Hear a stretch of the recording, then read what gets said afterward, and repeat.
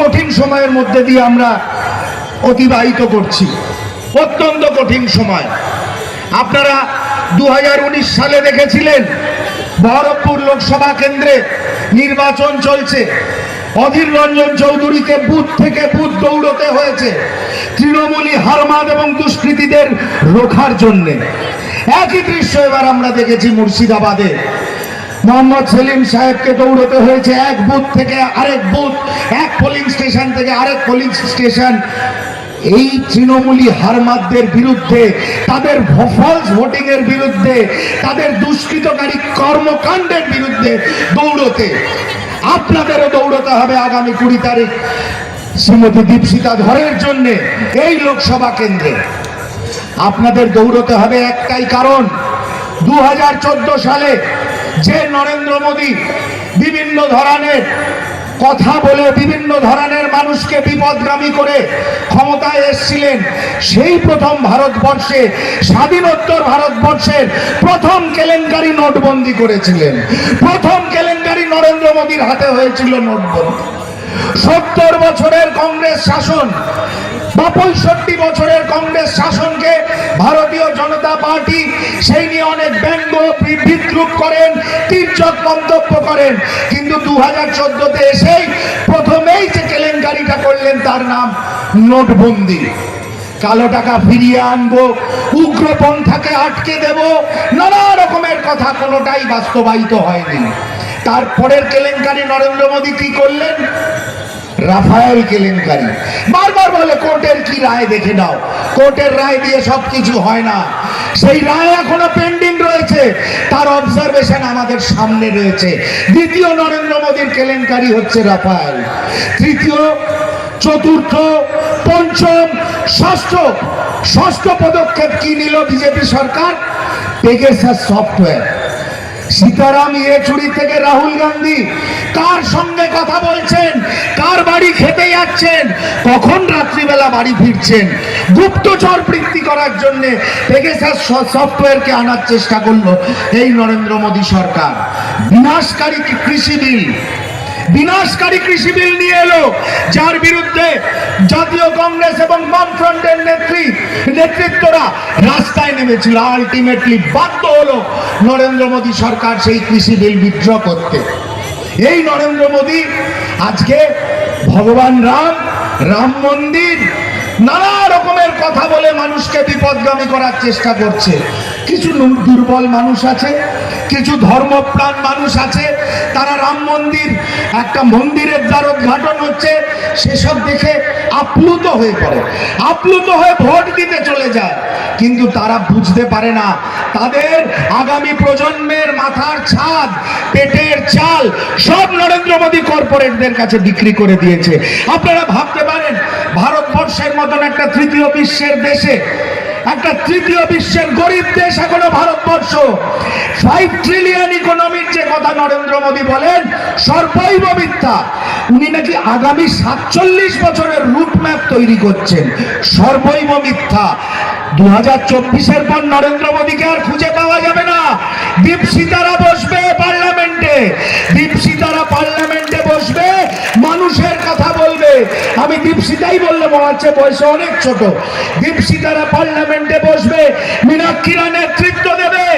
আগামী দিনে বামফ্রন্ট সমর্থিত জাতীয় কংগ্রেস এবং জাতীয় কংগ্রেস সমর্থিত বামফ্রন্টের প্রার্থীরা লোকসভায় যাবে। ভারতবর্ষকে রুজি রুটি মাথার ছাদ কিভাবে সুন্দরভাবে আগামী প্রজন্মের হাতে তুলে দেওয়া যায়, নিশ্চিত করা যায়, সেই কাজ করবে দীপশিতারা। ওরা সেই সব সাংসদ কোনোদিন হতে পারবে না যারা মাইক হাতে নিয়ে বলে খিচ মেরে ফটো খিচ, খিচ মেরে ফটো খিচ। উনি সাংসদ, একটা পাগল শয়তান, তাকে দিনের পর দিন ভোট দিয়ে জেতানো হচ্ছে। ওই পাগল শয়তানকে এই পার্লামেন্টের সিট থেকে গদিচ্যুত করতে হবে আপনাদের সহযোগিতায়। আগামী দিনে আগামী প্রজন্মের কথা ভেবে খিচ মেরে ফটো খিচ। দীপশিতার সঙ্গে তুলনা করছে কোন এক অভিনেত্রী। আমি তো দীপশিতা মীনাক্ষীদের সঙ্গে ইসরায়েলের প্রধানমন্ত্রী গোল্ডা মেয়ারের তুলনা করব, আমি তো ইন্দিরা গান্ধীর তুলনা করব। আর কার সঙ্গে দীপশিখাদের তুলনা করছে? এই রুচি, এই অশিক্ষিত মানুষদের, এই অঞ্চলের মানুষ, এই লোকসভা কেন্দ্রের মানুষ যেন ভুল করেও এবার ভোট না দেয়।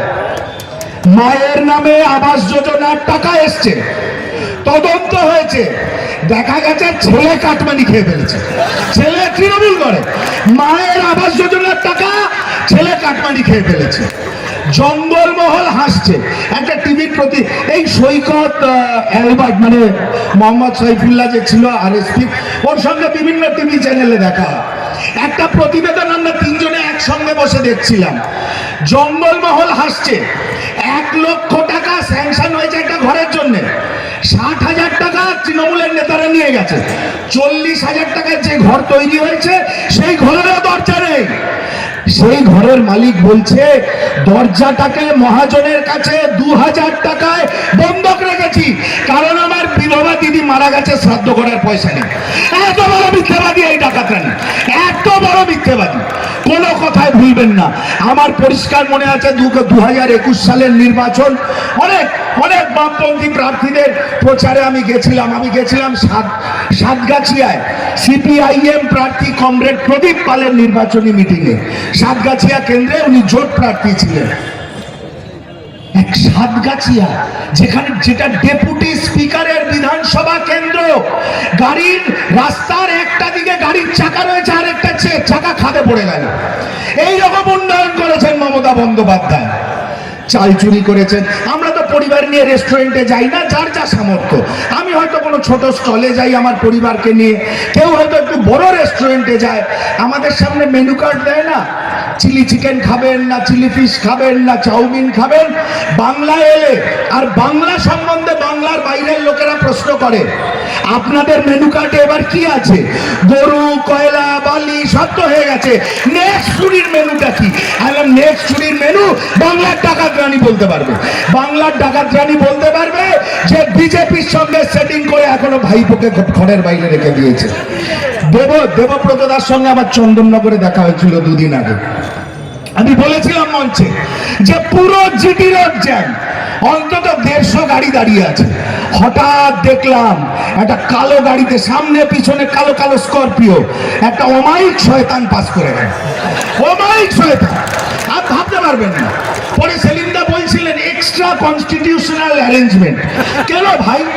যে 2 দিন অন্তর সিবিআই ইডির কাছে যায়, তার জন্য কিসের এক্সট্রা কনস্টিটিউশনাল অ্যারেঞ্জমেন্ট? পিসি আছে গদিতে, কোনো চিন্তা নেই। সারাদিন সিবিআই আর ইডি কত যাতনা করলো আমায়। সারাদিন বসে শয়তানটা কফি খেলো। সন্ধ্যেবেলায় এসে একটা কালো রাউন্ড নেক গেঞ্জি নিয়ে, হাতে মাইক নিয়ে অমিতাভ বচ্চনের মতন রিপোর্টারদের প্রশ্ন করছে। ও প্রশ্ন করছে, রিপোর্টাররা করছে না। আবার জিজ্ঞেস করছে, তোমার চ্যানেলের ওদিকে একটা ক্যামেরা, এদিকে একটা ক্যামেরা, কেন? তোমার কিসের প্রবলেম? তুমি তো, তোমার দিকে আঙুল উঠেছে, তদন্তকারী সংস্থা তোমায় ডেকেছে, তা তোমায় তো লোকে প্রশ্ন করবে। বাংলার মানুষ এবার প্রশ্ন করবে, বাংলার মানুষ এবার তোমার পিসিকে গতিচ্যুত করবে। সেই জন্যে বাম এবং কংগ্রেস এক মঞ্চে এসছে। আপনাদের একটু আগে মোহাম্মদ সাইফুল্লাহ বলছিল যে ইউপিএ 1 সরকারের কথা। ইউপিএ 1 সরকার বামপন্থীদের সমর্থনে ডক্টর মনমোহন সিং এর নেতৃত্বে প্রধানমন্ত্রী ছিলেন উনি, তাই নেতৃত্ব শব্দটা ব্যবহার করলাম। কি দেওয়ার চেষ্টা করেনি ভারতবর্ষের মানুষকে? খাদ্যের অধিকার, শিক্ষার অধিকার, তথ্যের অধিকার, সর্বোপরি বেঁচে থাকার অধিকার। আপনারা আগামী দিনে বাঁচতে পারবেন না। ভোট হবে না, কোনো নির্বাচন হবে না, কোনো লোকসভা বিধানসভা কিচ্ছু হবে না। নরেন্দ্র মোদীর একটাই ডাক, হিন্দি, হিন্দু, হিন্দুস্তান। এর বিরুদ্ধে বামেদের এবং কংগ্রেসকে রাস্তায় থাকতে হবে, লড়াই করতে হবে। এবং এই আন্দোলনের ধারাবাহিকতা 2026 সাল অবধি আমাদের রাস্তায় থেকে সংঘবদ্ধ লড়াইয়ের ডাক দিতে হবে। কারণ ভারতবর্ষের সংবিধান সবকিছু শেষ করে দেওয়ার চেষ্টা করছে এই নরেন্দ্র মোদী আর তার দোসর বাংলার ডাকাত রানী। লজ্জা করে না? বড় বড় কথা বলতে রোজ দেখি টিভিতে মিডিয়ারা তার লাইভ সেশন দেখাচ্ছে, লাইভ পাবলিক মিটিং গুলো দেখাচ্ছে। সে কলতলার মতন ঝগড়া করে। বাংলার মুখ্যমন্ত্রী কোনো কনস্ট্রাকটিভ কথা নেই। আপনারা কংগ্রেসের গ্যারান্টি কার্ড দেখেছেন? বামেরা সেই গ্যারান্টি কার্ড আমার যেমন নিজের লোকসভা কেন্দ্র কলকাতা উত্তর, ওখানে বামফ্রন্ট সমর্থিত জাতীয় কংগ্রেস প্রার্থী ডক্টর অধ্যাপক প্রদীপ ভট্টাচার্য, বামেরা বন্ধুরা সেই গ্যারান্টি কার্ড ঘরে ঘরে নিয়ে যাচ্ছে, পোস্টার বানাচ্ছে। মমতা বন্দ্যোপাধ্যায়ের মুখে সব শুনবেন না। রাজ্যপাল কি দেখালো, রাজ্যপালের কি হয়েছে, জগদীপ ধনকর কি করেছিল, কেন ওর দিকে কেউ মুখ বেঁকিয়েছে, এটা একজন মুখ্যমন্ত্রীর কথা। আগামী দিনের আগামী প্রজন্মের তুমি চাকরি বিক্রি করেছো, তাদের চালচুলোহীন করেছো, কোনো ক্ষমা নেই, কোনো রিপেন্টেন্স নেই মমতা বন্দ্যোপাধ্যায়ের মুখে। তাকে আপনারা ভোট দেবেন, তার প্রতিনিধিকে আপনারা ভোট দেবেন যে এই ভাষায় আক্রমণ করতে পারে আমাদের প্রার্থীকে? কোনো জায়গা নেই। আগামী দিনের লড়াই অত্যন্ত কঠিন লড়াই। চাল চুরি, গরু পাচার, বালি চুরি, কয়লা চুরি, সব ধরনের চুরির বিরুদ্ধে বামফ্রন্ট এবং কংগ্রেসের কর্মীদের কাঁধে কাঁধ মিলিয়ে আগামী দিনে রাস্তায় থাকতে হবে।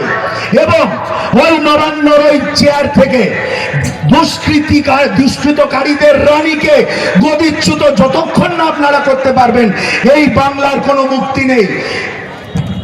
মতাদর্শগত পার্থক্য আমাদের সঙ্গে বামেদের আগেও ছিল, এখনো আছে, আগামী দিনেও থাকবে, কিন্তু আমরা একটা জায়গায় একটা জায়গায় কাঁধে কাঁধ মিলিয়ে মানুষের জন্য কাজ করতে হবে, কাঁধে কাঁধ মিলিয়ে কাজ করতে হবে। এবং এর জন্য আপনাদের হয়তো ধারণা নেই, আমাদের দলের মধ্যে, জাতীয় কংগ্রেসের মধ্যে একটা বিরাট সেকশন ভোটের অনেক দিন আগের থেকে যে না, আমাদের বামপন্থীদের সঙ্গে একসঙ্গে কাজ করতে হবে। মমতা বন্দ্যোপাধ্যায়ের মতন আমরা বলতে পারবো না BJP is our natural ally. আমরা একটা কথাই বলি, বামপন্থীরাই আমাদের প্রাকৃতিক বন্ধু, বামপন্থীদের সঙ্গেই কাজ করতে হবে। 2021 সালের আরেকটা কথা মনে পড়ে গেল। আমি গাড়ি করে ফিরছি যাদবপুর দিয়ে, মাননীয় মীনাক্ষী মুখোপাধ্যায় যাদবপুরের কোনো অংশে ভাষণ দিচ্ছিলেন। উনি ভাষণ দিতে দিতে বললেন, লাল ঝান্ডা কোনোদিন বেইমানি করে না। আমার মনে আছে সেই লাইনটা, লাল ঝান্ডা কোনোদিন বেইমানি করে না।